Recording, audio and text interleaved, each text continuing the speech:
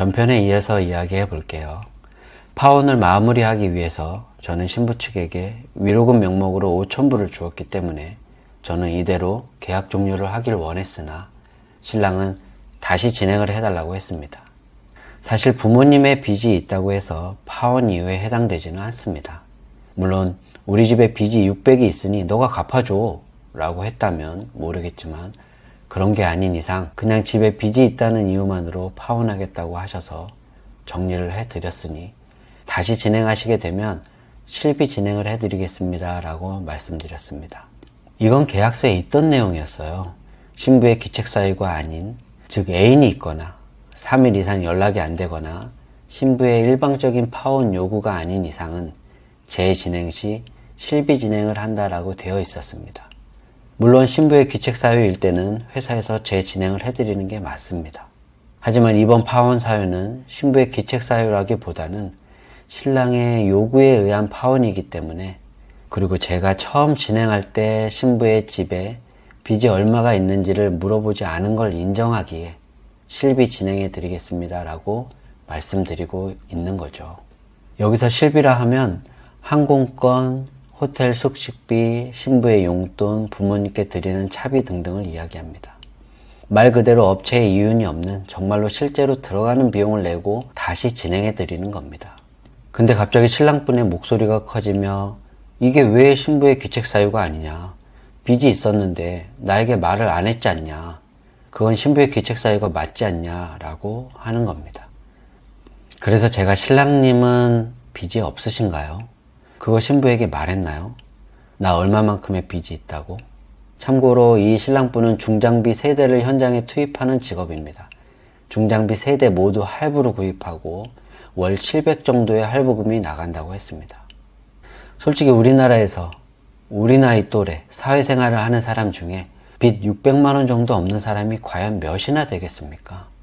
주택담보대출 혹은 전세대출, 신용대출, 하다못해 자동차 할부금이라도 있지 않나요? 물론 이조차도 없는 분들 있으시겠죠. 하지만 이런 빚이 없는 사람이 얼마나 될까요? 다 매달 조금씩 갚아나가고 있는 거죠. 신랑분들에게 월 수입을 물어보면 세전 얼마, 세후 얼마 이렇게 말씀들을 합니다. 세후 300만 원 받습니다 라고 이야기를 하면 그 300을 다 쓸 수 있는 게 아니잖아요. 할부금 갚아야지, 대출금 갚아야지. 이런 빚에 대한 금액은 빠지는 거잖아요. 그러면서 우리 통장에 들어오는 월급만 이야기하지 여기서 얼마가 나가야 하고 우리가 쓸 수 있는 돈은 사실 얼마다 라고 말하는 사람 없잖아요. 이 신랑분과 반대로 신부가 오빠 자동차 할부금 600만 원 남아있어서 나 오빠랑 결혼 못할 것 같아 라고 하면 그게 신랑은 납득이 가나요? 그것 때문에 파혼한다고 하면 그래 미안해 할 신랑분 계실까요? 게다가 이건 신부 빚도 아니잖아요. 신부 부모의 빚인 거 아닌가요? 동등, 평등, 공평 등등 항상 말은 쉽게 하지만 실질적으로 우린 그런 걸 지키고 있나요? 요즘 유튜브 영상들을 보면 신랑의 일방적인 파혼을 할 시 위약금 조항이 있는 것을 동등한 계약 조건이 아니라는 이유로 불합리한 계약이라고 이야기하며 걸러야 될 1순위 업체로 이야기들을 합니다. 신랑이 잘못하면 신랑이 위약금을 내야 하고 신부가 잘못했을 때는 신부 측에서 위약금을 내야 되고 이게 공정한 거래이지 라고 말들을 합니다. 얼핏 보면 맞는 말이죠. 신부도 베트남에서 태어난 것 외에 우리랑 다를 게 없는 감정이 있는 사람들이에요. 그들도 결혼을 하긴 했지만 도중에 여러 가지 이유들로 그만하고 싶을 수 있습니다. 그래서 업체가 이야기하는 거는 신부의 귀책 사유로 파혼을 할 시 솔직히 신부는 그 위약금을 낼 만한 능력이 없으므로 위약금 조항 대신 그 위약금에 해당되는 결혼을 업체가 재진행해 주는 걸로 적고 있는 겁니다. 이런 재진행 조항이 없는 계약서가 있던가요? 지금은 저희 계약서가 공정위에서 만든 계약서를 그대로 사용하기 때문에 그런 위약금 내용이 들어있지는 않지만 예전에는 저희 계약서에도 있었습니다. 위약금 조항이 들어있다는 것만으로 나쁜 업체라고 걸러야 되는 업체 1순위라고 이야기들을 하면 사실 이런 일이 있을 때 신부를 보호해주는 건 누구입니까? 그 위약금을 받고 싶어서가 아니라 그 위약금 내용 때문에 이렇게 말도 안 되게 허무하게 신부를 버려버리는 일이 발생되지 않기를 바라는 마음으로 위약금 조항을 적어 놓는 겁니다. 아, 이렇게 하면 내가 돈을 내야 되는 건가?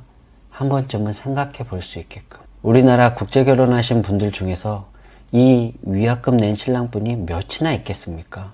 이런 걸 실제로 내는 신랑은 거의 없다고 봅니다. 그리고 이쯤 되면 대부분의 업체가 신랑에게 이미 받은 돈으로 계약을 해지하는 걸로 마무리를 지을 겁니다.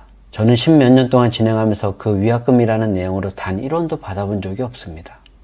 신랑에 이렇게 일방적인 파혼이 없었냐고요? 아니요, 있었어요. 그 당시 위약금 조항이 없었냐고요? 아까 말씀드렸듯이 있었습니다. 그럼에도 받아본 적은 없습니다. 이 위약금이라는 거를 꼭 받기 위해서 계약서에 넣는 업체는 제가 볼 때는 거의 없다라고 봅니다.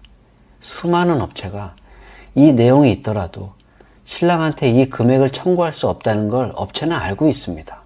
이게 불공정 계약으로 인해 아무런 효과가 없다는 걸 알고 있기 때문입니다. 근데도 이 내용을 적고 있는 이유는 업체는 이런 신랑이 나타났을 때 아무런 대책이 없습니다. 그러기에 받을 생각이 아닌 단지 한 번쯤은 더 생각해보고 결정해라 라는 의미로 적어놓는 업체가 더 많다라고 저는 봅니다. 앞서 말씀드렸던 적이 있는데 신문, 뉴스에 혹은 유튜브에 사건이 올라올 만한 악덕 업체 몇 안 된다고 생각합니다. 있겠죠. 그런 악덕 업체 어딘가는 있을 겁니다. 하지만 모두가 다 그런 건 아닙니다. 신랑님에게 목소리 좀 좋지 않게 전화가 오면 가슴부터 덜컥 내려앉는 그런 마음 여린 업체들도 있습니다. 자, 생각해 볼까요? 이 신랑의 첫 번째 파혼처럼 친척들 다 모시고 결혼식을 다 한 상태에서 신혼여행 가서 잠자리까지 한 상태에서 결국에 집에 빚 600만 원 있다고 이렇게 파혼을 함부로 던져버리는 사람들은 그러면 뭘로 막아야 합니까? 전편에 신랑의 협박이 이어졌습니다 하고 마무리되었습니다. 이어갈게요. 무료로 안 해주면 여가부에 신고하겠다고 합니다. 유튜브에서 활발하게 활동 중인 국제결혼 피해센터라는 유튜브에 제보하겠다고 합니다. 구청에 전화하겠다고 합니다. 저는 솔직히 그냥 해주자. 이렇게까지 나오는 신랑인데 내 가슴 졸이며 스트레스 받느니 그냥 해준다고 하자라고. 그러면 이 신랑도 미안한 마음에 다시 진행하는 것이니 신부에게 잘하겠지라는 마음으로 알겠습니다. 그냥 진행해 드릴게요 라고 하고 다시 신부의 사진들을 보내기 시작했습니다. 착각이었습니다. 한번 접고 들어가니 이게 되네? 라고 생각을 했는지 더한 일이 생겼습니다. 제가 그때 신고하세요 라고 했다면 어쩌면 두 번째 파혼당할 신부는 막을 수 있었을 텐데 라는 후회가 지금도 남네요. 이건 다음 편에 말씀드릴게요.